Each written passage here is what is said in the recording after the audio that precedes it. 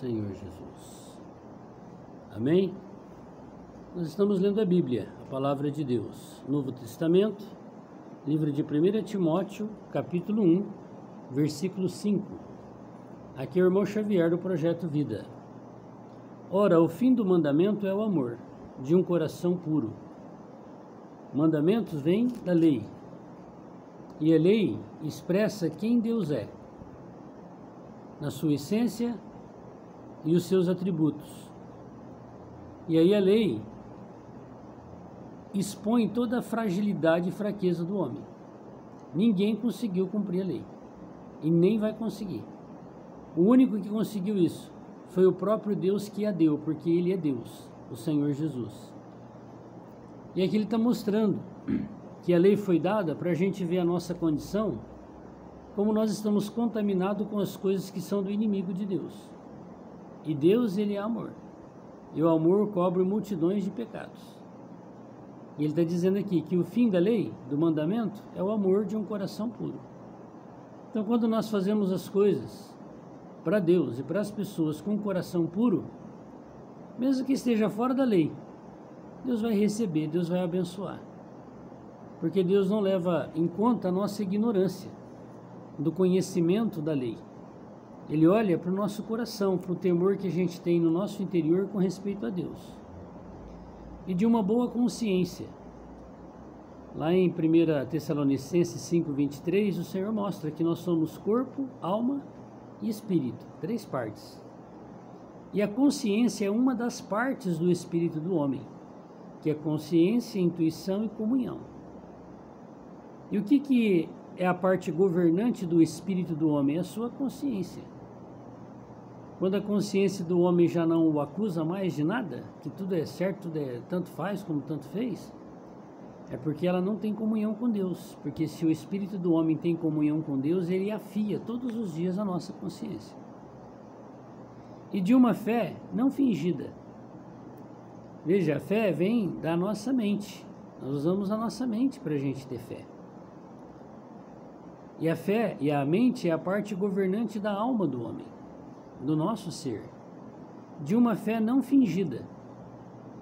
Por isso que na nossa vida espiritual é bom nós sempre assumirmos as nossas fraquezas, irmos diante de Deus e diante dos irmãos e das pessoas, e cada dia pedir para o Senhor mudar essa natureza em nós. Agora, a falsidade, a carcaça exterior, o terno e gravata, não significa que lá dentro está arrumadinho. Às vezes só por fora. Então a fé não fingida é nós sermos reais com Deus e com as pessoas. Aquilo que nós sabemos que somos de fraquezas, nós somos isso mesmo. Vamos falar isso aí com Deus, vamos pedir para Deus mudar essa situação. E não fazermos as coisas como uma aparência. Para as pessoas eu demonstro que está tudo ok, mas no meu coração não está. Cai na mesma situação que se estivesse exposto à fraqueza. Do que desviando-se alguns, se entregaram a vãs contendas. Todas as contendas geram a morte, não é? Então, se nós não desviarmos do amor de Deus em nós, de uma consciência pura, de uma fé não fingida, nós vamos nos desviar de muitas contendas. Querendo ser doutores da lei e não entendendo nem o que dizem nem o que afirmam. Então o conhecimento da letra em si é vã. É melhor nós praticarmos na nossa pureza e até na nossa ignorância o nosso temor a Deus, do que nós sermos doutores da lei, entendermos tudo da letra e não praticarmos a palavra de Deus. Sabemos, porém, que a lei é boa. Claro que ela é boa. Por quê? Porque ela mostra quem Deus é.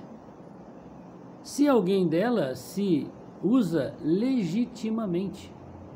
Só que o Senhor disse que quem deixar de cumprir um tio, um pingo da lei, já perdeu tudo aquilo que ele estava fazendo. Então Paulo está advertindo um jovem chamado Timóteo como é que ele deve proceder na sua vida espiritual.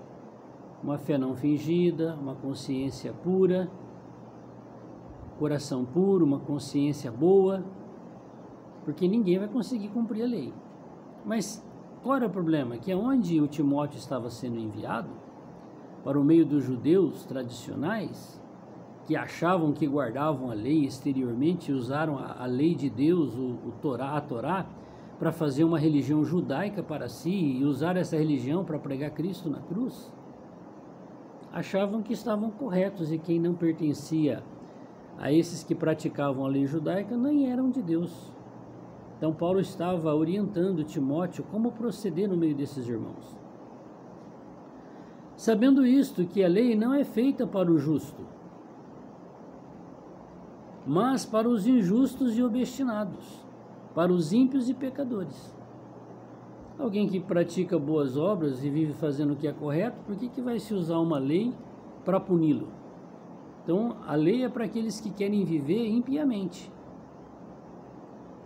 Para os profanos e irreligiosos, para os parricidas, para os matricidas, para os homicidas, para os fornicadores, para os sodomitas, para os roubadores de homens, para os mentirosos, para os perjuros, para o que for contrário à sã doutrina.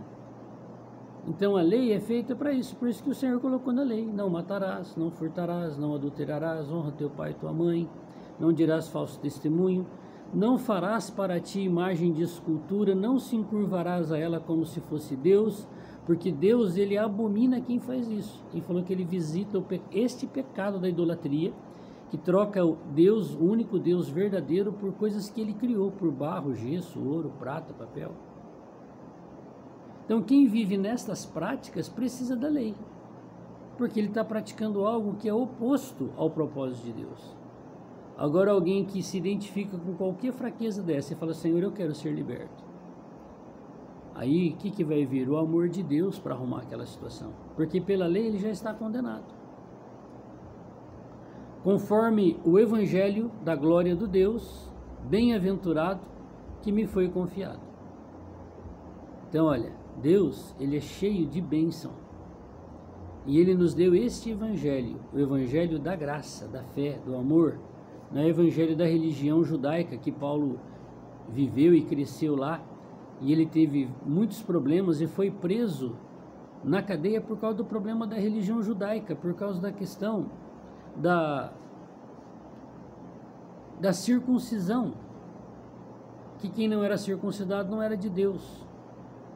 E olha que a circuncisão nem está na lei, nos 10 mandamentos, está nas ordenanças, que procede da lei.